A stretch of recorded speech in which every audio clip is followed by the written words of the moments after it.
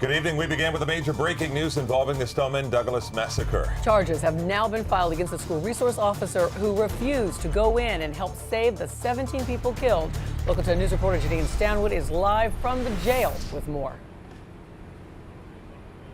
And we've also learned that former BSO deputy Scot Peterson, as well as a sergeant who was reassigned, have officially been fired. So this could strip them of their retirement benefits. Just a short time ago, Scot Peterson was booked right here in the Broward County Jail.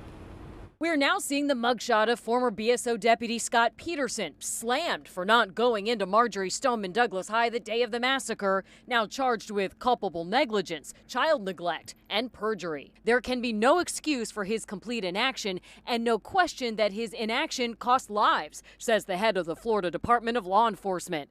The state's top law enforcement agency investigating for more than 15 months, the state attorney's office filing the charges. Parkland parent Fred Guttenberg tweeting in part, "Rotten hell, Scot Peterson. You deserve the misery coming your way." Others reacting this afternoon. This is something that has been long due. He needs to be held accountable for his lack of action that day. But Jeff Bell, head of the police union, says the charges are political and thinks they set a dangerous precedent for other cops. From a union's point of view, that concerns us because in order for the child neglect charge to be applicable, you have to be a caretaker of the individual child.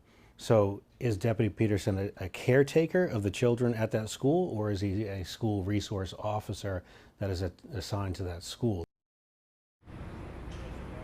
And so Peterson's civil attorney says, having represented law enforcement agencies and law enforcement officers in civil matters for more than 30 years, from both a legal and professional perspective, I am surprised at what has transpired today and the manner in which it has been orchestrated. The BSO sheriff, however, says it is never too late for accountability. Scot Peterson is right now being held on $102,000 bond.